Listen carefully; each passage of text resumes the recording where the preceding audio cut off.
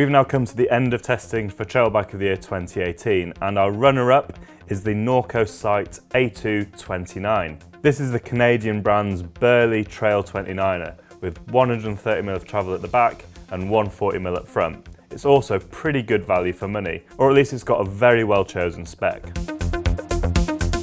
In the UK, you buy this bike direct from Evans Cycles. For that, you get a RockShox Pike RC fork at the front, mated with a Fox Float Performance rear shock.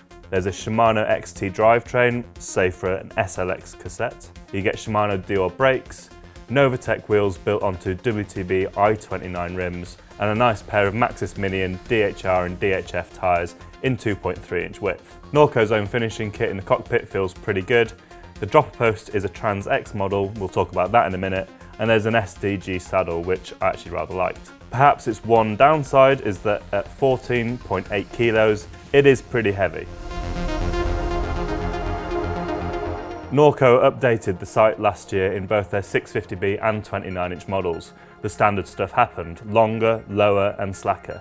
They also say that they've adjusted the kinematic of the suspension to improve that for climbing and for descending. I don't think they've gone too crazy with the geometry, to be brutally honest though.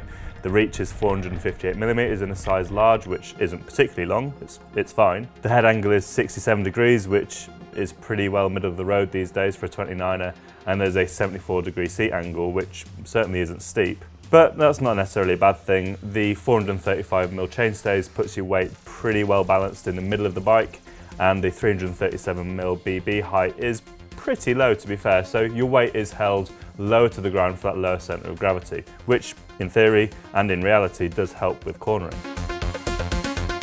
And that gives a slight impression as to where the Norco really worked.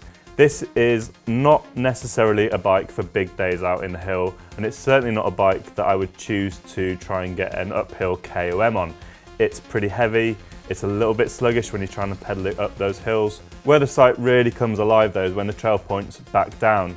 This was particularly noticeable in our testing in San Remo, where we were hitting some pretty gnarly downhill tracks. You know, there were guys testing prototype downhill forks on the tracks while we were shooting the videos and photos. It was rough, it was steep, and of all the bikes that we took out to San Remo, it was the Sight that was probably the most capable on these tracks.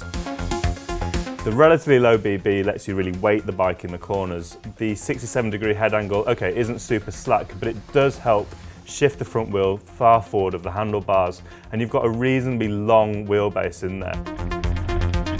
The suspension is pretty progressive towards the end of its stroke especially, so when you do have those bigger impacts, whether it's off drops or jumps or hitting roots, it feels very composed, very calm and very stable, so you can really let off the brakes, let the bike go a little bit. Some of the bikes on this test maybe have had slightly sketchier tyres, but the Minions fitted to the Sight are some of our favourite tyres out there.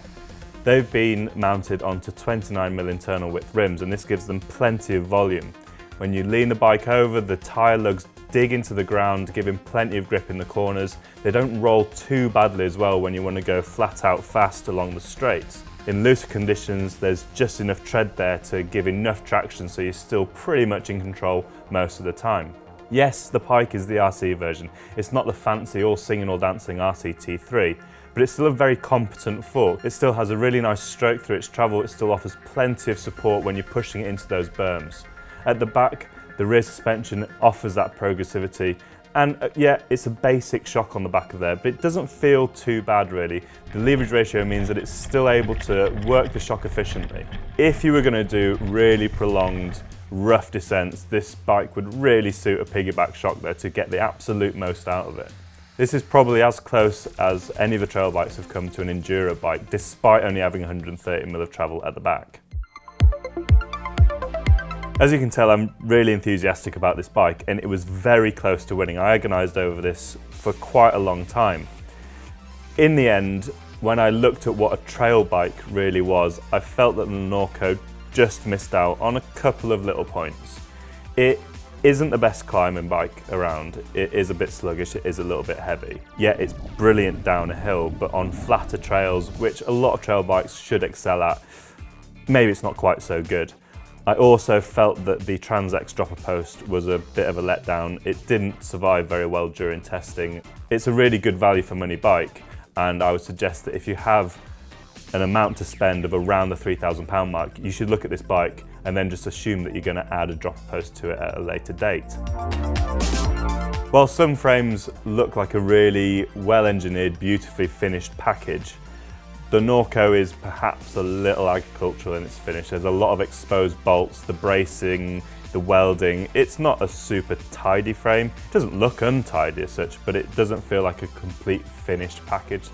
And some riders will find that a little bit off-putting if the look of the bike is as important as the riding. Which perhaps it shouldn't be, but for some it is. One thing worth noting is the value. Yet again, you buy this bike in the UK from Evans Cycles direct and they import it, so you're cutting out a middleman. And that helps with not only sort of getting good value for money, but you do get that dealer backup from a relatively big and reasonably well-respected bike shop.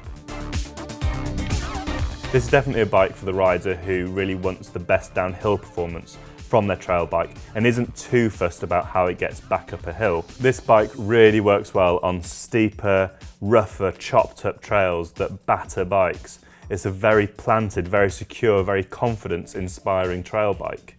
But if you want to get back to the top of the hill nice and easily, this isn't it, I'm afraid. And that's why it came second and just missed out on that top spot.